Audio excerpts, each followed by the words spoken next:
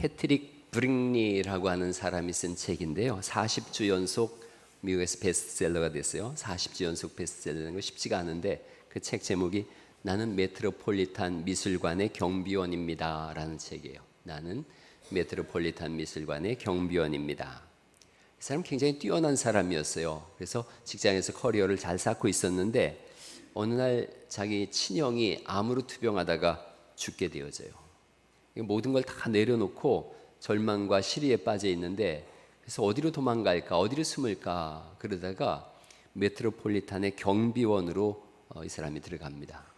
그래서 메트로폴리탄에 있는 그 그림들을 보는 거예요. 저도 전에 미국에 있는 메트로폴리탄을 한번 가본 적이 있는데 여기 7만 평입니다. 저렇게 큰데 저 안이 7만 평이에요. 7만 평 그럼 잘 이해가 안 가는데 이렇게 하면 쉬워요. 아파트 3,000채 넓이에요. 안 놀라는 게 더 놀라워 진짜. 아파트 3,000채 넓이에요. 저 안이 300만 점 정도의 작품이 있습니다. 그 1년에 700만 명 정도가 여기를 관람합니다.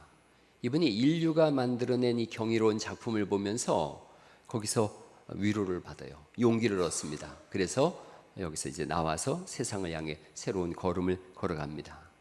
우리 삶 속에 이런 경우가 있어요. 침체기를 겪는 때가 있습니다. 또는 세상의 것을 붙잡고 있느라 하나님을 만나지 못하는 때도 있습니다. 아브라함이라고 하는 사람을 생각해 보세요. 아들 이스마엘을 낳았어요. 그리고 그 후에 영적인 침체기를 겪습니다. 하나님과 무려 13년간을 떨어져 살아요. 하나님 없이 삽니다. 오늘날로 쉽게 말하면 13년째 교회도 가지 않고 예배도 드리지 않고 기도도 없이 그렇게 사는 거예요. 그러니까 자기 품 안에 있는 아들 이스마엘만 보고 사는 겁니다. 세상만 보고 사는 거예요. 세상의 즐거움과 세상이 주는 위로 속에 살고 있는 거예요. 그렇게 하나님 없이 13년을 살았어요.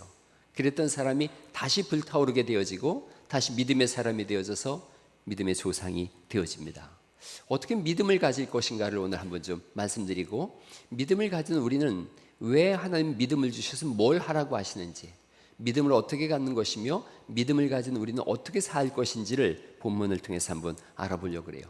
믿음을 갖는 것은 사실 두 가지가 함께 되어져요. 첫째는 하나님의 찾아오심이에요. 하나님의 찾아오심. 그리고 찾아오신 하나님을 믿겠다라고 하는 결단이에요. 신앙은 하나님의 찾아오심과 결단, 이게 신앙의 가장 큰 두 기둥이에요. 그래서 오늘 본문이 그걸 말씀하고 있는데 차근차근 알아갈 거예요. 지난주에 제가 한 6분 정도를 만나서 전도를 했어요. 그런데 두 사람이 하신 말씀이 되게 좀 저에게 충격적이었어요. 젊은 시절에 교회를 갔대요. 학습도 받았답니다. 세례식을 해야 되는데 다 믿어지더래요. 하나님도 믿어지고 교회가 좋은 것도 알겠는데 예수님이 하나님의 아들이시라는 게 안 믿어지더래요. 믿으려고 해봐도 예수님 하나님의 아들, 이게 안 믿어지더래요. 그래서 이게 있는 거 그런 거예요. 내가 믿는 것인가 아니면 하나님이 믿어지게 하는 것인가. 믿음의 두 가지가 동시에 있어요. 결단과 선물이에요. 내가 예수님을 믿겠다라고 하는 결단이 있어야 돼요. 요한복음 3장 16절에 하나님이 세상을 이처럼 사랑하사 독생자를 주셨으니, 그 다음에 이렇게 되어 있어요. 이는 저를 믿는 자마다 멸망치 않고 영생을 얻게 하려 하심이라. 믿는 자라고 하는 우리의 믿음의 결단을 요구하고 있어요. 더 정확하게는 사도행전 16장 31절에 주 예수를 믿으라. 그리하면 너와 네 집이 구원을 얻으리라.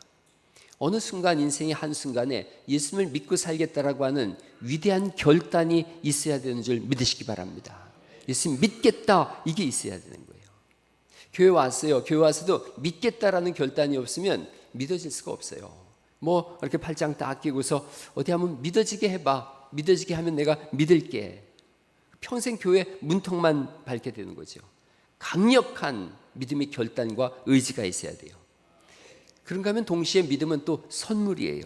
에베소서 2장 8절에 너희가 그 은혜를 인하여 믿음으로 말미암아 구원을 받았으니 이것이 너희에게서 난 것이 아니요 하나님의 선물이다, 이렇게 말씀하세요. 그러니까 믿음은 하나님의 선물이에요. 내 편에서 결정하고 결단해야 되는 것도 있지만 하나님 편에서도 성령님을 우리에게 보내주셔서 예수님을 믿을 수 있도록 우리의 마음을 열어주시는 줄 믿습니다. 이 두 가지가 같이 가는 거예요. 로마서 10장 17절에 믿음은 들음에서 나며 라고 말씀하세요. 그러니까 믿음은 들음에서 나니까 들어야 되는 거예요. 들어야지요. 들으려고 하는 의지적 결단이 있어야 되는 거죠. 학교에 우리 어린 시절 다 다녀보고 우리 아이들도 학교에 가지만 전 또 학원도 해봤지 않습니까? 학원에 오고 학교에 간다 그래서 다 공부 잘하는 건 아니죠.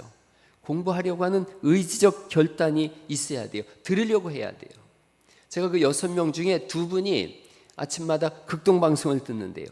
근데 한 분이 아주 기분 좋은 얘기를 하시더라고요. 화요일 날마다 자기가 10분 지각을 한다 그래요.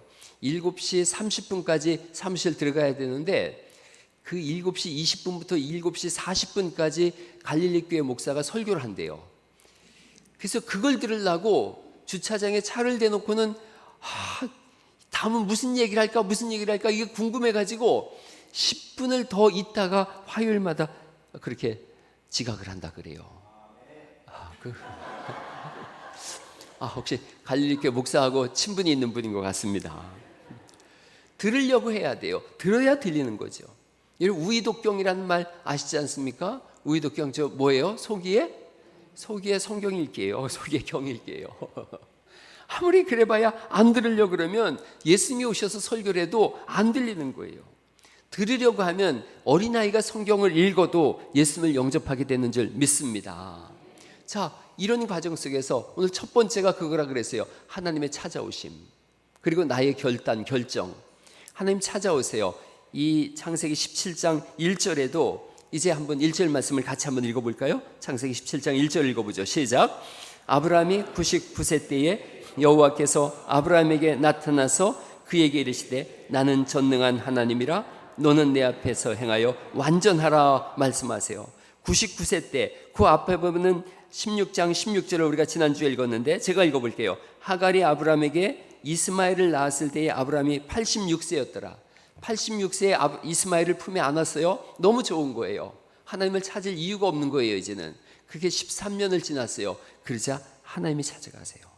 하나님 먼저 찾아가세요. 근데 찾아오시는 하나님이 어떤 분인지를 이렇게 말씀하고 있어요. 아브라함이 99세 때에 여호와께서 아브라함에게 나타나서 그에게 이르시되 그 다음 뭐라고 말씀하세요?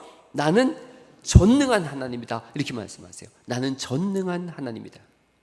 전능한 하나님을 표현할 때 나는 이라는 말을 히브리어로 아니라 그래요. 아니. 그리고 전능한 하나님 할 때 하나님은 엘, 전능한 샤다이. 그래서 아니 엘 샤다이 이렇게 말씀하는 거예요. 한번 히브리어 한번 해보죠. 아니 엘 샤다이. 시작. 아니 엘 샤다이. 이 샤다이라는 말이 능력 있는 이런 뜻이에요. 그리고 이 단어의 원래적 의미는 엄마의 가슴을 말해요. 아기에게 젖을 물리고 있는 엄마의 젖가슴을 말해요. 모든 생명을 다 공급하는 거예요. 또 모든 것을 다 엄마의 가슴으로부터 공급받고 사는 거예요. 근데 하나님이 이렇게 말씀하세요. 나는 하나님인데 어떤 하나님이냐? 엄마의 젖가슴처럼 아이를 품에 안고 젖을 먹이는 엄마처럼 모든 것을 모든 필요를 다 공급하는 전능한 하나님이다. 여긴 되게 중의적인 의미가 있어요. 하나님께서 말씀하는 거죠. 내가 생명의 공급자다. 또 하나는 이제 지금 하나님께서 아브라함에게 이렇게 말씀하는 거거든요. 네 안에 사라가 아기를 낳을 거다. 그 사라가 아기를 이삭을 가슴에 품고 젖을 물리는 그 두 가지 의미를 이 속에 다 품고 있는 거예요. 내가 너에게 생명을 공급할 것이다. 네 안에는 너의 아들에게 생명을 공급하는 젖을 먹이게 될 것이다. 지금 99세고 자기 아내는 89세예요. 하나님 이게 어떻게 가능합니까? 그러자 하나님 말씀하는 거예요. 걱정하지 마라. 내가 어떤 하나님이라고? 나는 전능한 하나님이다. 전능한 하나님. 조금 전에 우리 찬양대가 찬양할 때 주는 너를 지키시는 무슨 하나님이라고 찬양했어요? 전능의 하나님. 전능하신 하나님. 우리가 그런 찬송 예배 전에 불렀어요. 전능하신 나의 주 하나님은 능치 못하실 일 전혀 없네. 우리가 믿는 하나님, 우리를 찾아오신 하나님은 전능하신 하나님이신 줄 믿으시기 바랍니다. 능치 못할 일이 전혀 없으신 하나님, 우리를 구원하시기 위해서 그 아들 예수 그리스도를 이 땅에 보내주신 하나님, 그 아들 예수님께서 우리를 구원하시기 위해서 사람의 몸을 입고 성육신하신 예수님, 십자가에서 모든 구원을 다 완성하셨고 성령을 우리에게 부어주셔서 이 모든 것들을 다 믿고 믿음으로 살아갈 수 있도록 우리 영혼과 인생을 주장하시는 전능하신 하나님을 우리는 믿습니다. 죽음 이후에 영원한 하나님 나라로 우리를 인도하실 거예요. 그 전능하신 하나님께서 만드신 그 영원한 하나님 나라는 무엇을 상상하든 그 상상 이상이에요. 아브라함은 100살에 정말로 아들 이삭을 품에 안음으로 인해서 하나님께서 말씀하신 엘샤다이 하나님, 젖을 물리는 엄마와 같은 하나님, 전능하신 하나님이심을 증명해 내셨어요. 아브라함의 하나님이 곧 우리 하나님 아버지이신 줄 믿으시기 바랍니다. 때로는 광야에 홀로 선 것 같은 때가 있어요. 그때도 전능하신 하나님은 우리와 함께 하십니다. 두려운 밤이 있고 외로운 밤이 있어요. 그때도 엘샤다이의 하나님, 전능하신 하나님께서 우리와 함께 하세요. 때로는 세상에 팔려서 하나님을 모르고 그냥 내 마음대로 살 때도 하나님 우리와 함께 동행하시는 전능하신 하나님인 줄 믿으시기 바랍니다. 하나님 우리와 함께 계시기에 우린 두렵지도 않고 외롭지도 않습니다. 고난의 시간도 이겨나갈 수가 있습니다. 저는 이렇게 기도할 때 버릇이 하나 있는데 5층서 기도하다가 4층서 기도하다가 3층서 기도하다가 또 2층에 3층에는 우리 재정부실에서 기도합니다. 2층에서 기도하다가 그렇게 막 돌아다니면서 기도해요. 어느 날 밤에는 4층 저 찬양대실에서 기도하다가 또 그 앞에 영유아실 만들어 놓은 데서 기도하다 그래요. 무섭지 않냐고 하는 거예요. 안 무서워? 그렇게 얘기를 해요. 제가 무섭지 않아요. 엘샤다이의 하나님이 함께 하시는 거래요. 나는 때로는 하나님을 떠나도 전능하신 하나님은 우리를 떠나지 않습니다. 나는 시험 들어도 하나님은 시험 들지 않습니다. 전능하신 하나님의 그 전능하신 손길은 단 한 번도 우리에게서 거둬진 적이 없음을 믿으시기 바랍니다. 그분이 아브라함을 찾아오십니다. 동일하게 우리를 찾아오셨어요. 그리고 그 찾아오셔서 부르셨기에 우리가 여기에 앉아 있습니다. 그 다음에 하나님께서 이렇게 말씀하세요. 너는 내 앞에서 행하여 완전하라. 이 두 가지 단어예요. 내 앞에서 행하라 라는 말씀은 walk before me, 내 앞에서 걸어라 이런 뜻이에요. 내 앞에서 함께 걸어라. 너의 인생 내가 이제 붙잡고 갈 것이다. 너의 걸음 한 걸음 한 걸음을 내가 동행하고 함께 걸을 테니까 내 앞에서 걸어라. 그때 비로소 완전해진다 라고 말씀하세요. 이 두 단어인 거예요. 내 앞에서 걸어가라. 그러면 너는 완전할 것이다. 이러면 우린 날마다 주와 동행하는 에녹 같은 삶이 우리의 인생인 줄 믿습니다. 주님 말씀하세요. 내 앞에서 걸어가라. 그리고 이제 오늘 한 가지를 더 말씀하시는데 9절 말씀부터는 우리가 안 읽었으니까 9절 10절 말씀을 같이 한번 읽어보시죠. 9절 10절 시작. 하나님이 또 아브라함에게 이르시되 그런즉 너는 내 언약을 지키고 내 후손도 대대로 지키라. 너희 중 남자는 다 할례를 받으라. 이것이 나와 너희와 너희 후손 사이에 지킬 내 언약이니라 라고 말씀하세요. 할례가 뭐냐? 11절 말씀이죠. 너희는 포피를 베어라 이렇게 말씀하세요. 할례는 아시다시피 남자들이 행하는 포경수술이에요. 그렇게 잘라낸다라는 말씀은 내 생명을 하나님께 드린다라고 하는 결단의 의미가 있어요. 여러분 제가 언약을 맺으라고 할 때 언약을 지난번에 아브라함과 하나님께서 두 짐승 사체 사이를 벌려놓는 그 언약을 말씀할 때 언약은 자른다라는 의미를 가지고 있다라고 말씀드렸어요. 짐승을 잘랐어요. 그런데 이제는 남자의 성기의 그 표피를 잘라냄으로 인해서 생명의 주인이 하나님이십니다라는 고백을 하는 것, 그게 할례예요. 그래서 나는 이제 하나님 백성입니다. 그리고 나는 구별된 삶을 살겠습니다라고 하는 결단과 결심이에요. 이스라엘 사람들은 지금도 태어난 지 8일째 되던 날 이 할례식을 행해요. 신앙은 거저 생기지 않는 거예요. 결단이 있어야 되는 거예요. 두 가지를 말씀드렸지 않습니까? 하나님의 찾아오심, 신앙의 결단. 하나님 앞에서 걷겠다, 예수님을 믿는 믿음으로 살겠다, 이런 결심과 결단이 있어야 돼요. 오늘 주일날 예배 나오셨어요. 예배 나오는 것도 이러면 그렇게 결심하셔야 돼요. 내가 주일 성수하겠다, 수요 예배는 기본으로 하겠다, 제대로 된 신앙생활을 하겠다, 이런 결심과 결단이 있어야 돼요. 이 결심과 결단 속에 하나님은 17장 이제 23절부터 27절까지가 전부 복에 관한 말씀이에요. 쭉 복에 대한 말씀을 하고 이런 결단을 할 때에 새로운 역사를 쓰겠다라고 하는 말씀이 있어요.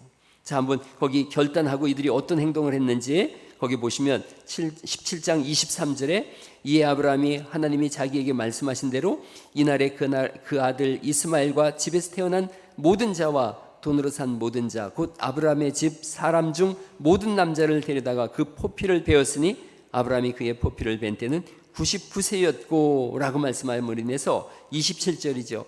그 집의 모든 남자 곧 집에서 태어난 자와 돈으로 이방 사람에게서 사온 자가 다 그와 함께 할례를 받았더라. 결단하는 거예요. 놀라운 결단을 하는 거예요. 여러분, 오늘 신앙생활 하시는 일에 있어서 이런 결심과 결단이 일어나는 은혜가 있기를 간절히 축원합니다. 믿음으로 살겠다 이 결심을 하셔야 돼요. 하나님께서 부어주시는 은혜가 있고 우리의 삶이 이렇게 늘 매주 예배를 하지만 예배 때마다 그냥 습관적으로 매너리즘으로 예배하는 것이 아니라 결심하는 거예요. 결단하는 거예요. 이제는 믿음으로 살겠습니다. 예수 그리스도를 믿는 믿음 안에서 주의를 지키고 수요 예배를 드리고 하나님의 사람으로 헌신하며 맡겨진 사명들을 감당하겠습니다라는 그런 결단과 결심, 그것이 오늘 있어야 되는 줄 믿습니다. 한번 옆에 분한테 한번 이렇게 인사해 보시죠. 오늘이 제 신앙의 위대한 결단이 있는 날입니다. 한번 해보시죠. 시작. 오늘이 내 신앙의 위대한 결단이 있는 날입니다. 이게 필요합니다. 이게 꼭 필요합니다. 빌리 그레함 목사님은 지난 한 세기 동안에 최고의 복음 전도사였어요. 청년 시절에 회유와 의심이 그 속에 늘 있었어요. 그래서 어느 날 이런 생각이 드는 거예요. 아니, 내가 어느 날까지, 언제까지 믿음과 의심 사이를 방황할 것인가? 결단을 내려야 되겠다. 그리고 결심하고 성경책을 들고 하나님 앞에 나가서 기도했어요. 하나님, 이제부터는 이 성경책을 하나님 말씀으로 받아들이기로 결정합니다. 그리고 믿음으로 살기로 오늘 결심합니다. 확고한 믿음이 그때 생겨나기 시작했어요. 그 믿음을 가지고 온 세계를 다니며 복음 전도자의 삶을 살았어요. 이들이 이렇게 결심했을 때, 결단할 때 하나님이 이름을 바꿔주시죠. 아브라함에서 아브라함으로. 아부하는 것은, 아부는 아비, 조부, 조상 이런 뜻을 가지고 있어요. 람 하면 높이다, 칭송하다. 그러니까 아브람 그러면은 존귀한 아버지예요. 높여진 아버지. 아브람 존귀한 아버지. 집에 가셔서 여러분 어린 자녀들이 부모님 붙잡고서 아브람 그러셔도 좋은 말이에요. 존경하는 아버지 이런 뜻이에요. 근데 라함 그러면 뜻이 바뀌어요. 라함 하면은 열국, 열방 이런 뜻을 가지고 있어요. 그러니까 아부는 아버지인데 라함은 열국이니까 열국의 아버지 이런 뜻입니다. 사례 그러면 나의 공주님 이런 뜻입니다. 소혜정 사례 이런 거예요. 그러니까 자기 집에 가서 자기 부인을 붙잡고 사례, 좋은 말인 거예요. 나의 공주님 이런 뜻이에요. 근데 사라 그러면 열국의 엄마란 뜻으로 바뀌어집니다. 하나님께서 존귀한 아버지로 살기를 원하는 그 사람, 그냥 공주처럼 살기를 원하는 그 사람에게 부르셔서 말씀하는 거예요. 넌 열방의 아버지가 될 것이고 넌 열국의 어머니가 될 것이다. 저는요 집에서 그냥 존경받는 아빠가 되어지고 존경받는 남편, 사랑받는 아내로 그렇게 평범하게 살고 싶어요. 그냥 이스마엘이나 보면서 위로받고 만족하며 살고 싶어요. 하나님께서 말씀하세요. 누구 맘대로. 나는 그러려고 너를 부른 게 아니라는 거예요. 그러려고 너를 그리스도인 되게 한 게 아니라는 거죠. 그러려고 너에게 재능을 주고 또 지혜를 주고 명철을 주고 사회적 지위를 주고 그러려고 부른 게 아니라는 거죠. 그냥 너의 일신상의 행복과 너의 누림만을 위해서 부른 게 아니라는 거죠. 열방의 아비, 열국의 어머니, 세계를 품은 그리스도인이라는 거예요. 위대한 걸음을 걸어가라고 너뿐 아니라 내가 사는 지역과 그 나라와 온 지구촌에 생명의 역사를 이루게 하려고 너를 불렀다라고 말씀하시는 줄 믿습니다. 아브라함이 아니라 아브라함이 되게 하려고 부르셨다는 거예요. 우리가 읽은 17장 6절에서 8절 말씀을 이렇게 말씀하고 있습니다. 6절에서 8절 말씀을 다시 한번 읽어보죠. 17장 6절로 8절 말씀 같이 한번 읽어보십니다. 시작. 내가 너로 심히 번성하게 하리니 내가 네게서 민족들이 나게 하며 왕들이 네게로부터 나오리라. 내가 내 언약을 나와 너 및 네 대대 후손 사이에 세워서 영원한 언약을 삼고 너와 네 후손의 하나님이 되리라. 내가 너와 네 후손에게 내가 거류하는 이 땅 곧 가나안 온 땅을 주어 영원한 기업이 되게 하고 나는 그들의 하나님이 되리라. 이렇게 하려고 불렀다고 말씀하세요. 이런 복이 일어나기를 간절히 축원합니다. 우리 어릴 때는 꿈이 뭐냐 그러면 대통령이라 그랬는데 요즘은 하도 그래서 그런 얘기를 잘 안 하는데, 여러분 후손들 중에 대통령도 나오고 할렐루야, 뭐 국회의원, 국무총리, 또 익산시장, 뭐 여러분 그런 좀 하나님께서 마음껏 일하시는 그런 존귀한 자의 자리에 늘 서는 그런 후손 대대가 되기를 간절히 축원합니다. 아브라함에게 그 말씀을 하는 거예요. 너의 몸에서 난 자들이 대대로 왕이 될 거다. 실제로 유다, 남쪽 유다의 모든 왕들은 다 아브라함의 후손이었어요. 복이 되게 하려고 불렀다. 그건 너만의 복이 아니라, 제가 이 16장, 15장을 설교하면서 그런 말씀 드렸지 않습니까? 누가 이웃이냐? 너의 도움이 필요한 사람이 이웃이다. 이웃을 어떻게 섬기는 거냐? 그 사람의 종이 돼서 섬기는 거다. 근데 아브라함에게 지금 말씀하는 거예요. 너는 모든 나라에 복이 될 것이다. 믿음의 조상이 되게 하려고 너를 불렀다. 너를 통해서 만민이 복을 받게 하려고 불렸다. 그렇게 복을 받게 하는 일, 그 아브라함과 동일한 목적으로 하나님 우리를 부르셨어요. 우린 이 세상 것만 바라보다가 떠나가는 사람들이 아니에요. 어린 시절에 저나 여러분이나 많은 꿈을 꿨어요. 예수님 처음 만났을 때 세계를 품은 그리스도인 되어야겠다, 이런 생각했어요. 하나님 나라 위해서 이 한 몸 불사르리라 결심도 있었어요. 그러나 처음 사는 인생이다 보니까 서툴기도 하고 실수도 하고 그 꿈의 크기가 자꾸 줄어들기도 하고, 어느 순간 그런 꿈도 사라지고 신앙도 불타던 신앙들이 미지근해지기도 시작했어요. 오늘 이 말씀 드리면서 다시 결심하고 결단하는 거예요. 하나님께서 나를 부르신 이유가 있다. 내가 예수님을 믿고 살겠다고 결단하는 이유가 있다. 영혼 구원하여 제자 삼겠다고 하는 원대한 목적이 있다. 현대 선교의 아버지라고 하는 윌리엄 캐리가 한 유명한 말이 있어요. 하나님으로부터 위대한 일을 기대하라. 하나님을 위한 위대한 일을 시도하라. 그 위대한 일이 뭐냐? 윌리엄 캐리는 정확하게 얘기했어요. 사람 살리는 일이다. 영혼 살리는 일이에요. 아브라함을 왜 부르셨느냐? 너를 통해서 모든 사람들이 복을 받을 거다, 살게 될 거라는 거예요. 복이라는 건 하나님이 함께 하심인데 너를 통해서 사람들이 나를 믿고 살게 될 거다. 여러분, 우리는 죽이는 사람들이 아니라 살리는 사람들로 여기에 모인 줄 믿으시기 바랍니다. 우리가 토요일날 전도도 하고 목장 사역도 해요. 라면 음악회도 하고 무료 연탄도 하고 심장병 어린이 돕기도 하고 그래요. 이거 왜 하느냐? 사람 살리려고 하는 거예요. 사람 살리려고. 제가 호흡합상을 연 지가 이제 1년이 되어졌어요. 사실은 부채를 좀 갚을까 해서 시작했는데 1년을 돌이켜보니까 이거 사람 살리라고 시작했구나. 사람 살리라고. 지난주부터는 이제 150명씩 와서 식사를 해요. 틈틈이 제가 사람들을 만납니다. 만나서 복음을 전해요. 계속 전합니다. 위로 올라오시라 하셔서 차도 마시고, 또 엊그제는 우리 장로님이 식당에 있다가 저를 막 불러요. 내려갔더니 두 분이 우리 교회에 대해서 관심이 있다고. 그래서 우리 교회에서 하는 일과 이런 것들 쭉 나눠드리고 또 같이 이야기를 한참 들어드리고 주일날 뵙자고 그랬어요. 왜 이런 일들을 하는가? 왜 우리를 부르셨는가? 누가 그리스도인인가? 이런 소리를 듣는 사람이 그리스도인이에요. 사람 살려, 이 소리를 듣는 거예요. 사람 살려, 이 소리를 듣는 사람들이 그리스도인이에요. 사실 우리가 신앙생활하면서도 교회 안에서도 사람 살려 하는 소리가 들려요. 그 사람 살려 하는 소리가 어떻게 들리는 거냐면 고단하기도 하고 외롭기도 하고, 그래서 불평도 하고 불만도 쏟아놓기도 하고 화를 내기도 하고, 그럴 때마다 여러분, 저분이 화를 내는구나, 소리를 지르는구나, 이렇게 듣지 마시고 사람 살려, 이 소리로 듣는 은혜가 있기를 간절히 축원합니다. 누군가가 외로워하고 힘들어할 때에 그를 향해서 비판하거나 비평하지 않고 또 욕하지도 않습니다. 외면하지 않습니다. 사람 살려라고 외치는 소리구나. 이 소리를 듣는 사람들이 그리스도인이에요. 우리를 왜 부르셨는가? 사람 살려라는 소리를 좀 들어라. 그리고 가서 그 사람 살려라고 외치는 그 사람의 손을 잡아주라고 우리를 불러내신 줄 믿으시기 바랍니다. 그래서 우리는 시시하게 살 사람들이 아닌 거예요. 우린 모여서 여기 예배 잠깐 드리고서 자 이제 또 집에 가자, 한 주간 예배로 때웠다, 이러려고 하나님 우리를 부르신 것이 아니라 이 교회를 통해서 지역사회가, 이 나라가, 이 지구촌이 새로워지는 일에 우리를 들어 쓰시려고 하나님 우리를 부르신 줄 믿으시기 바랍니다.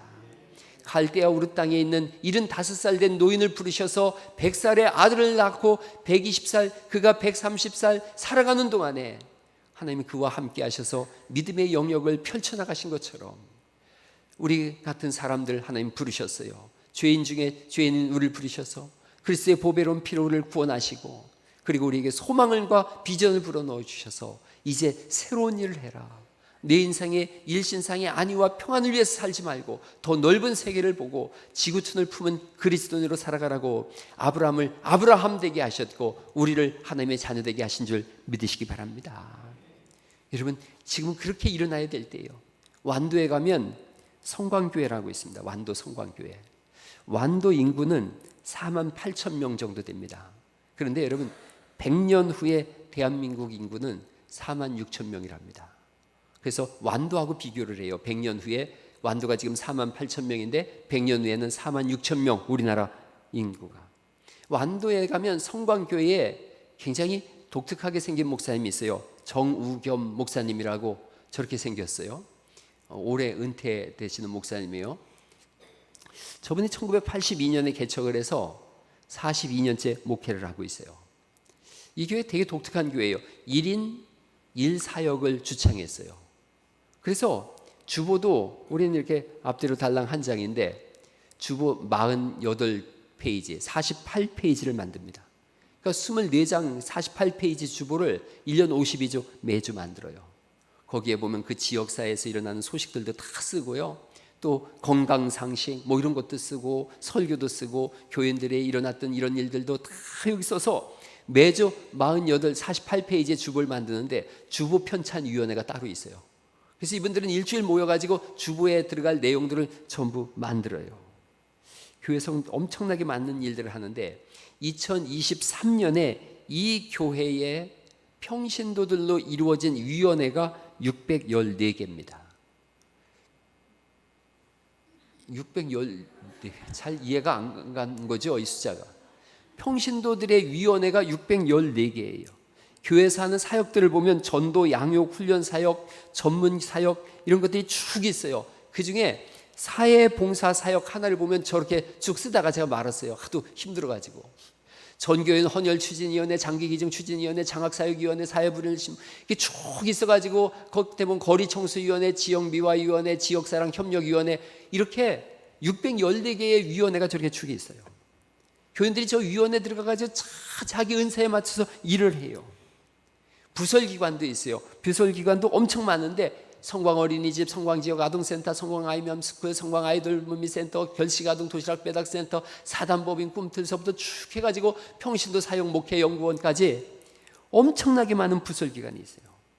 저 부설기관에서 일하는 직원만 200명이 넘는다 그래요.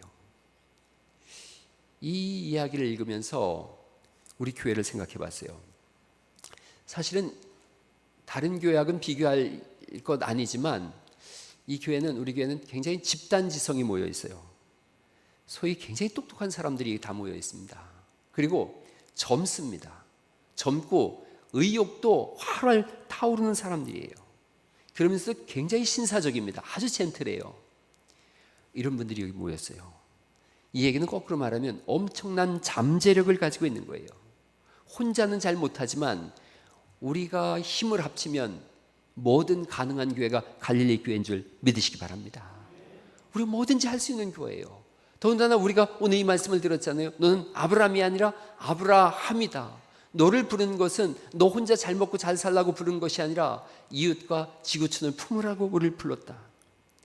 무한한 자원을 가지고 있는 여러분들인데 그 달란트들이 5달란트, 2달란트, 1달란트 다 있는데 어떤 사람은 달란트를 땅에 묻어둠으로 인해서 아무것도 하지 않는 그런 사람도 있을 것 같아요. 다 캐보자는 거예요. 다 캐보자는 거예요. 다 캐서 그 달란트를 다 모아서 한번 우리 교회를 왜 세웠는지 하나님께서 우리 교회가 뭘 하기를 원하시는지 논의하고 또 토론하고 그래서 그 방향을 함께 찾아가자는 거예요. 하나님 우리를 부르신 목적이 그런 건 거예요. 저는 교회 부채가 걸림돌인 줄 알았어요. 그런데 이게 디딤돌이 됐더라고요. 부채 때문에 식당 열었는데 전도가 됐거든요. 그리고 온 사람들이 다 고맙다 그래요. 이렇게 착한 식당 열어주셔서 고맙습니다. 익산에 선한 영향력을 끼치고 있고 복음 전파의 통로가 됐더라고요. 제 꿈은 여러분하고 같이 꾸고 싶습니다. 2025년도, 내년도죠. 우리나라 전체 인구의 20%가 65세를 넘는 초고령 사회로 진입할 것으로 예상하고 있어요. 전 세계에서 가장 빠르게 초고령 사회로 진입해요. 근데 노년층을 위한 요양시설이나 서비스 이런 것들이 턱없이 부족해요. 코앞에 바짝 다가온 초고령 사회를 맞이할 준비들이 이 나라도 없고 교회도 없는 거예요. 은퇴를 하지만 너무 젊어요. 오죽하면 저번에 어떤 국회의원 나와가지고 50대, 60대를 다시 군대로 보내자 이런 얘기 하는데 처음엔 깔깔거리고 웃었는데 괜찮겠더라고요. 그거 괜찮을 것 같아요. 홍은표 집사님 군대 지금 가도 얼마든지 현역으로 얼마든지 가능하죠. 아직 60이제 가가지고 보초 쓰고 월급 받고 하는데 얼마든지 가능하죠. 저 한상준 집사님 다시 해병대 가셔도 전혀 문제 없죠. 너무 젊은 거예요. 그래서 제가 생각해요. 우리 교회도 이제 서서히 제가 10년 전에 왔을 땐 다 40대, 50대였는데 이제 60대, 70대가 되지 않습니까? 너무 젊은데 은퇴를 하신 거예요. 제가 고민하고 있어요. 이분들과 할 일을 만들어야 되겠다. 일자리 창출도 하고 그 일자리 창출을 통해서 또 이웃을 섬기고 더 많은 일들을 하자. 이런 여러 가지 생각들이 있어요. 그냥 시간이 흘러가도록 그렇게 늙지 않기를 간절히 바랍니다. 밝고 빛나는 그리고 건강한 노년이 되도록 같이 고민하면서 그거 해봐야 되겠다 생각했어요. 그래서 함께 꿈꾸면서 건강한 노후를 이루어나가야겠다. 하나님은 아브람과 사레, 이스마엘 품 안에 안고서 이스마엘의 이름 뜻이 우리 기도를 들으신 하나님, 내 고통을 들으신 하나님이에요. 하나님께서 이거 해결해 주셔서 이제 됐어 이렇게 살려 그랬는데 거기에 머물러 있지 마라. 넌 열국의 아비가 될 거고 열국의 어미가 될 거다. 천하만민 구원하게 할 거다. 그리고 우리에게 동일하게 말씀하세요. 하나님이 한 사람을 부르실 때는 그 속에 세상을 담아서 우리를 부르세요. 양치기 소년 하나를 불렀는데 그가 이스라엘의 나라의 왕이 될 줄 누가 알았겠어요? 그가 위대한 다윗이 될지 누가 알았겠어요? 하나님 우리를 부르셨어요. 온 세상을 담으라고 부르셨어요. 딱 한 번 사는 인생인데 하나님 앞에서 도전하고 모험하며 더 넓은 지경을 함께 펼쳐나가는 그런 은혜가 있기를 간절히 축원합니다. 서두에 메트로폴리탄의 경비 이야기로 말씀을 드렸어요. 절망과 시리에 빠져 있었던 그 한 사람이 역사가 만들어낸 작품을 보면서 새 힘을 얻어서 세상을 나갔어요. 우리는 역사의 작품을 만들어낸 사람들이 아니라 그 온 역사의 주관자이신 하나님을 만났어요. 그리고 믿음의 삶을 기도하며 다시 시작하는 거예요. 다시 꿈을 꾸면서 다시 비전을 세우는 거예요. 하나님의 부르심에 결단하고 큰 걸음과 웅장한 가슴으로 생을 다시 시작하리라. 그것이 우리의 인생인 줄 믿으시기 바랍니다. 말씀 마치려고 그래요. 아내가 다니는 초등학교에 교장 선생님이 은퇴를 했대요. 은퇴하는 그날 학교 선생님들이 뭔가 노래를 열심히 준비해가지고 그 노래를 불러줬더니 그 교장 선생님이 눈물 흘리면서 너무너무 감동을 받았다 그래요. 그 노래가 이런 거예요. 석양도 없는 저녁 내일 하루도 흐리겠지. 힘든 일도 있지. 드넓은 세상 살다 보면 하지만 앞으로 내가 가는 곳이 길이다. 그리고 이렇게 되어져요. 브라보 브라보 마이 라이프. 나의 인생아 지금껏 달려온 너의 용기를 위해 브라보 브라보 마이 라이프. 나의 인생아 찬란한 우리의 미래를 위해 고개 들어 하늘을 봐 창공을 가르는 너의 어깨에 잠자고 있는 아름다운 날개를 펼쳐라. 저는 이 브라보 브라보 이렇게 부르는 노래래요. 저는 이 노래 중에 이게 좋아요. 내가 가는 곳이 길이다. 브라보 마이 라이프. 브라보 유얼 라이프. 함께 이 길을 걸어가는 은혜가 있기를 예수님 이름으로 축원합니다.